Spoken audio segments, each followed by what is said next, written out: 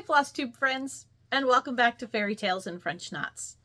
I'm Erin, and this is my channel about cross stitch, where I talk long enough to make my family wonder what I'm up to, but short enough that you can probably watch this on your lunch break. Today is Saturday, July 5th of 2025, and there actually is no family in my house to wonder what I'm up to today. My daughter went to a sleepover. My husband is at a 4th of July party on the 5th of July, but hey, whatever works, right? So it's just me and the dog here right now, and I thought I'd take a few minutes and show you what I've been up to. First of all, I have a start and a finish and an FFO, all the same thing, one bundle of goodness. This was a kit that I started after I got back from StitchCon, because at StitchCon, everyone was working on their Strawberry Moon stuff, and I love strawberries and the colors, the pink and red and green together, just, it's a happy thing. So I dug an old kit out of my stash and decided to jump in. So the kit that I picked also hit the mark for the Bring Out Your Kits sal. So I feel like I was involved in two sals at the same time, and I finished them both. That's pretty awesome. Yes, this was a kit from 1983 from Designs for the Needle called Strawberries. And this is the kit. This was the pattern. It actually came with the ruffle, the hoop, and all the flosses, which are DMC flosses. So if anyone is interested in this, I was actually thinking of doing a giveaway, but we'll see. Yeah. So yes, this is Strawberries from Designs for the Needle. And I did not use I didn't use the ruffle, and I didn't use the white fabric. I had a piece of 28 count, I think it's called Watercress. It's shades of mottled green. So I used that for the fabric. And then I had an idea as I was working on it that it would make a really cute basket liner, partly because, I mean, it is a basket of strawberries. So, you know, kind of meta, use the basket design to line a basket and get all creative, right? So I was looking at the basket that my raffle prize from StitchCon came in, and I thought, as a lover of alliteration, that using that would be cool, because then I could call it Brennan's Berry Basket, since it had been Brennan's raffle basket prize. But the more I looked at it, and the way the handles were, and the shape of the basket, which was kind of that, you know, scoopy shape, I was not confident in my sewing skills. So I was at the thrift store, because of course, thrift store, right? And I found this little rectangular basket that was lined with this really kind of manky, gross thing. Manky is a great word. I am assuming, a British word for kind of gross. I'm using that, picking that out of the context from hearing it in Harry Potter movies, but I like it. Anyway, so this basket liner, it, you know, had some mold grossness on it, whatever. So I took it out of the basket, but you can see the shape that it is. It's square, lots of straight lines. I can sew straight lines. So I did this.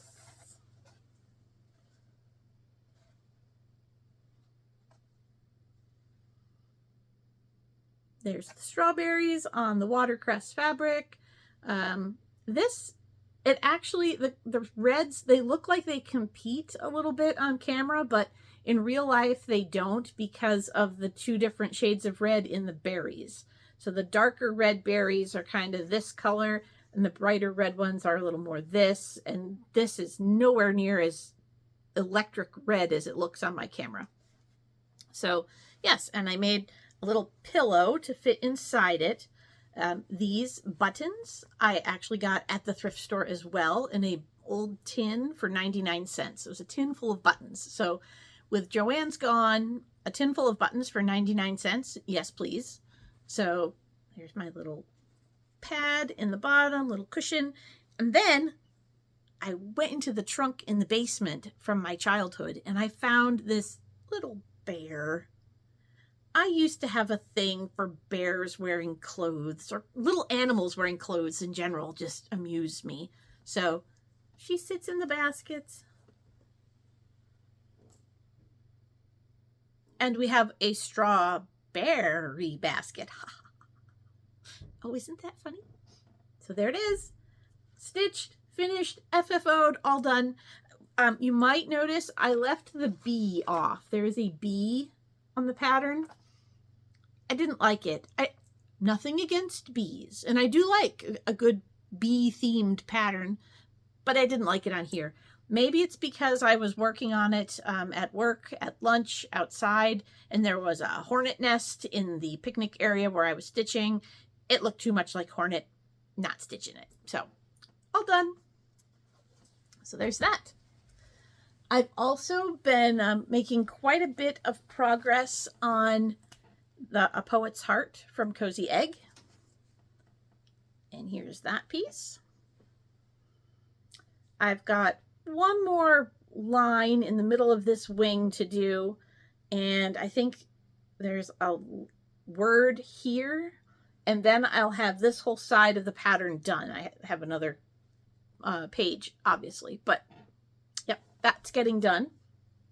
And the one thing I didn't show in my last video is I did finish Dee's 20 Stitches Stitch for Pride March piece, which was the Chinese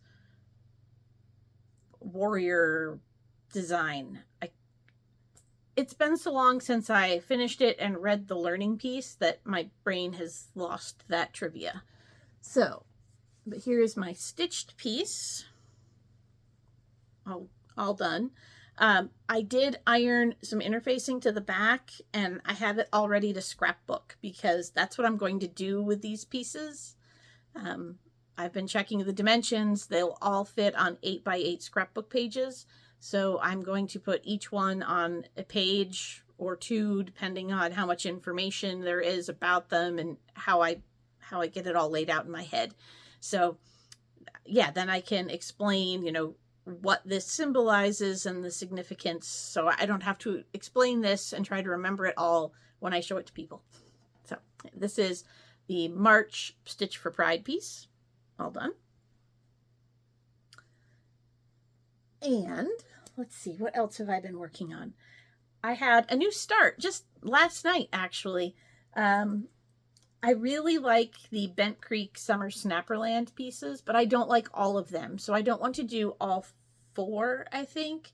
There's only 2 that I really like, and I want to do them and put them on little styrofoam cubes and put them up like side by side in a display. So I like the whale house, and then I like, it's kind of funny. The whale house sits on one end of the row, and on the other end is the beach with the sailboat. Those are the 2 I like. The little guy on the bike in the center, and then the lighthouse with the peg leg pirate just don't work for me. I don't know why.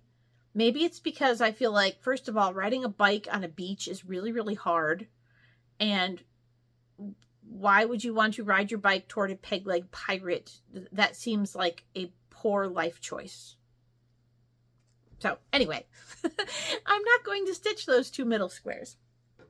But this is stitching up really fast, and I'm using a piece of the fabric that I ice dyed myself. So here is my progress. And this is the little house. I did swap out the sand, the color for the sand and the color for the little crab. But I think they work just fine. And I'm using the DMC equivalents for the roof of the house. So that will probably be stitched up real quick here. And then I just wanted to talk a little bit about, first of all, the small world of crafting. And the things I've found just from a couple things I got in the mail that made me happy. And yeah. So, number one, Milka was showing off her some of her haul from StitchCon. That's Milka over at Mega Stitches. And she got a La Di Da pattern called the Arc. And I was looking at it going, that looks really familiar. Yeah, because I stitched it. I stitched this probably about a decade ago. And I stitched it on a piece of 28 count brown something. I wasn't keeping very good track. And I made some changes to it because I've always done that. But I used, I think it's a blue that I got from the Die is Cast called Bluebell. I used that for the water. And I remember working on this thinking, you know, I understand it's a fable. Noah's Ark is a fable. It is not historical truth. But it obviously cannot be, and especially not in this layout, because the squirrel is down here in the bottom and the elephant is up on top. What kind of engineering do you have to do to build a wooden boat that can hold an elephant above a squirrel? Not possible. I work in a library, people. We have to have, engineers come in and make sure that the right load-bearing girders are in the right place to put the book collection on the second floor. So we've got an elephant on the, fourth floor of a boat? Engineering, nope. Did not happen. But Milka, I stitched it. That was the whole point of me getting that out and showing it off, was just to say, look, I did it. So that was one thing that just, it always makes me kind of giggle to see people find patterns and work on projects that have made the rounds. Like I said, I worked on that and finished that about a decade ago, and I think it was in one of La Di Da's books, possibly the All Creatures Great and Small, or All Creatures Stitched in Small, or something. It had that one. It had, I think it had the cat in the birch trees and an elephant, some forest creatures, a couple different ones. That's the only one I actually stitched from it, but I still have the book. And then my mother she's a thrifter to the point of being a pack rat and a hoarder, which is becoming a problem as she gets older. We're hoping we can end that. But probably a year or two ago, she found this for me, which, if you can't see it, or if you haven't seen these before, they were designs from the Stitching Parlor. And this one's called My First Sewing Box and Scissor Fob. And they were designed to fit a limited edition Whitman's Sampler reproduction box. They were tins. And they were made in the late 90s, I'm not sure. The pattern itself is copyright 2008. But I think the sampler tins were a little older than that, but I'm not sure. And as you may be able to tell, this is green. And there actually is the matching green fabric was in here when my mother found it at the thrift store. So I have the right fabric to stitch it. I could not find a green tin. I tried. I have been in every antique store in the county, and I've left my name and number and the color and size of the tin that I'm looking for, and I could not find it. However, I knew, probably a year or two ago, I knew that I had talked to another stitcher who was working on these patterns too. And there's a whole series of these Stitching Parlor sewing box patterns that fit these Whitman's boxes, because Whitman's did a whole line in many pastel colors. They did their yellow, they did green, they did purple, they maybe did pink, I'm not sure. But this other stitcher was looking for the purple one and had put out a call to, you know, the stitching world going, hey, if you've got one of these, let me know.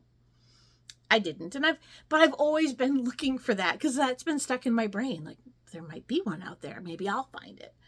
So I sent her an email and she actually had an extra green one from her hunting. So I now have the green Whitman's tin, complete with, she sent the extra alphabet, and it still has the candy liner in it. No candy. But yeah, so now I have the little Whitman's box to do the pattern. So that'll be fun. I'm really excited. It looks like a pretty simple pattern, nothing too elaborate. So I can get that stitched up. Y'all know how I love to finish boxes, so it will get done. And finally, today, I went to the thrift store because I had the day off and I went to visit a friend and dropped some of my own stuff off at the thrift store. I always wander through the picture frames and the finishing ideas, or stuff that might be a finishing idea, I guess I should say. Well, this jumped off the shelf at me. This is huge.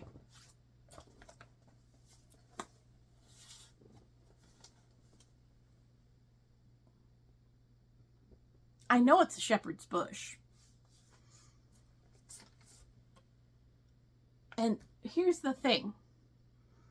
I have another pattern. It's one of those, I think, I want to say crochet à go-go French patterns. That's a Santa holding a lantern. And I've been looking for the lantern forever because it's a Jabco button. And I think you can still order it from their website, or a couple shops might still have it in stock. It's like a $4 button, and then you pay shipping for it.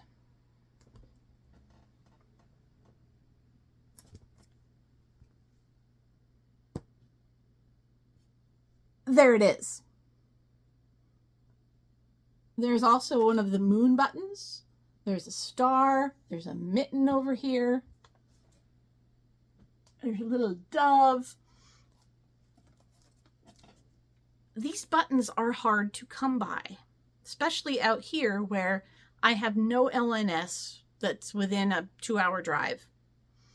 So I took this down and I thought, it's probably expensive.